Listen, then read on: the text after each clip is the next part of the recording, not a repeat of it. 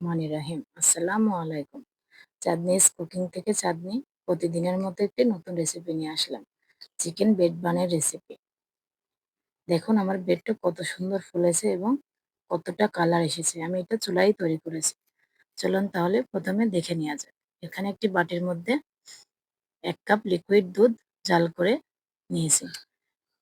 আমি এখানে ১ কাপ নিয়েছি। এর মধ্যে ১ টেবিল চামচ ইস্ট দিয়ে দিলাম, ২ টেবিল চামচ চিনি দিয়ে দিলাম, ১ চা চামচ লবণ দিয়ে দিলাম। এবার এটা ভালো করে মিশিয়ে নেব।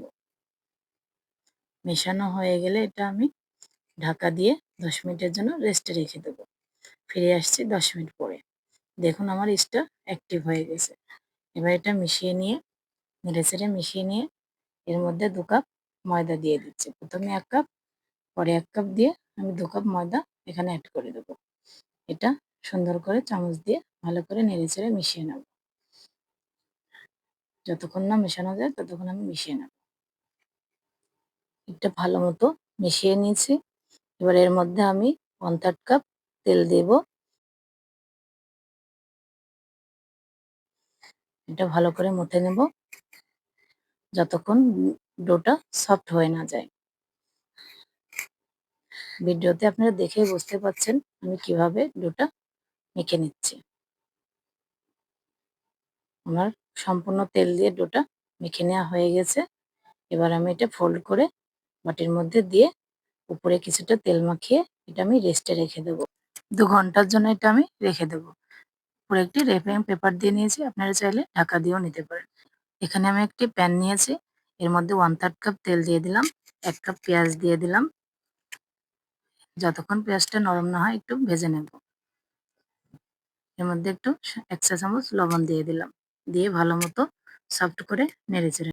এখানে আমার মশলাগুলো দেওয়াটা ভিডিওটা অফ হয়ে গেছিল, এজন্য দুঃখিত। এর মধ্যে ১ চা চামচ আদা বাটা, ১ চা চামচ রসুন বাটা, ১ চা চামচ লাল মরিচের গুঁড়া, 1/2 চামচ জিরে গুঁড়া, 1/2 চামচ ধনিয়া গুঁড়া এবং 1/2 চামচ গোলমরিচের গুঁড়া দিয়ে এটা ভালো মতো মিশিয়ে নিলাম। এবার যে চিকেনের পুরটা আমি আগে থেকে সিদ্ধ করে রেখেছিলাম সেটা দিয়ে দিলাম। আদা বাটা, রসুন বাটা দিয়ে সিদ্ধ করে রেখেছিলাম। এটা দিয়ে ভালো মতো নেড়েচেড়ে মিশিয়ে নেব যতক্ষণ পুরটা ভালো করে মেশানো না হয়। এর মধ্যে 1/2 কাপ গাজর কুচি দিয়ে অ্যাড করে দিলাম, দিয়ে এটা ভালো মতো নাড়তে থাকবো। এবার এর মধ্যে নেড়েচেড়ে মিশিয়ে সফট করে নেব। এবার এর মধ্যে ১ টেবিল চামচ ময়দা দিয়ে ভালো মতো করে নেড়েচেড়ে মিশিয়ে নেব, ময়দার কাঁচা গন্ধটা যাতে না থাকে। এবার এর মধ্যে ১ কাপ জাল করে রাখা দুধটা দিয়ে দিলাম, দিয়ে ভালো মতো মিশিয়ে নেব, মিশিয়ে জাল করে নেব। এবার এর মধ্যে ২ টেবিল চামচ মেয়োনিজ দিয়ে দিলাম, টমেটো সস দিয়ে দিচ্ছি কিছুটা, দিয়ে ভালো মতো নেড়েচেড়ে মিশিয়ে নেব।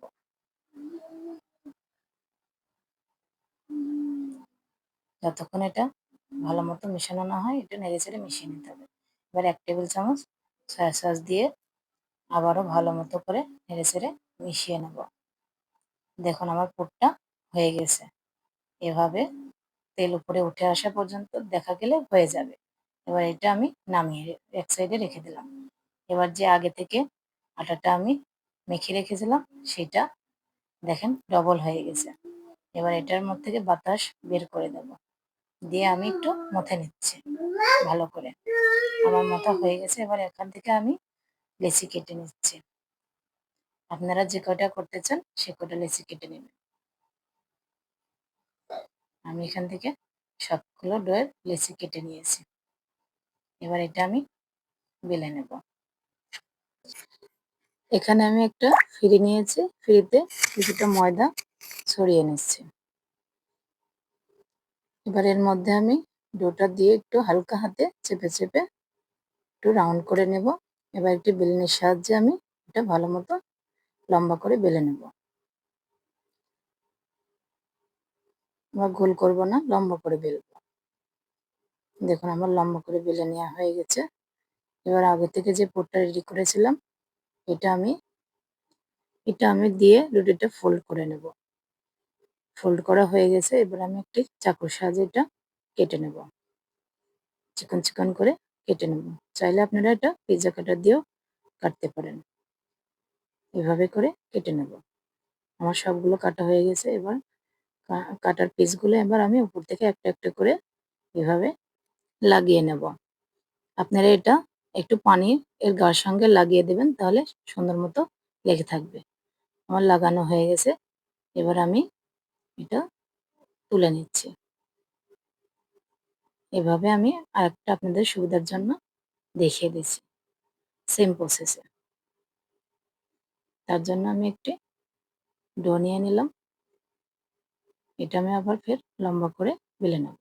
ওইভাবে আমি লম্বা করে আটাটা বেলে নেব। দেখুন আমার বেলা হয়ে গেছে।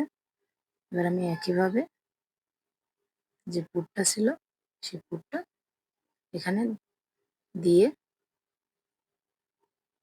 আবারও রুটিটা ফোল্ড করে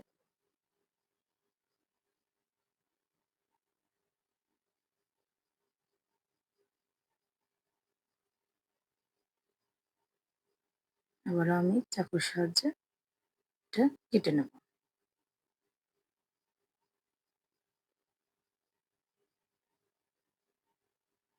এবার একটা একটা করে ফের দিয়ে এটা আমি পেঁচিয়ে নেব।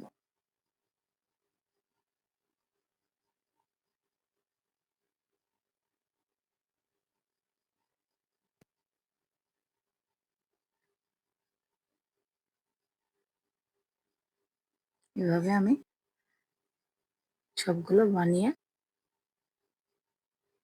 আধা ঘন্টার জন্য রেস্টে রেখে দেবো। এবার একটা ডিমের কুসুম ফেটিয়ে নিয়েছি। একটা ব্রাশের মাধ্যমে এটা উপর থেকে ব্রাশ করে দেব। এবার সাদা তেল উপর থেকে ছড়িয়ে দেব সৌন্দর্যের জন্য।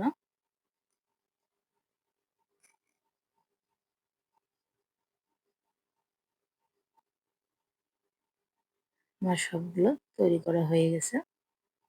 এবার আমি একটা সসপ্যানে 10 মিনিটের জন্য প্রিহিট করে নিয়েছি। এবার এর মধ্যে কিছুটা লেখালেখির কাগজ দিয়ে দিলাম।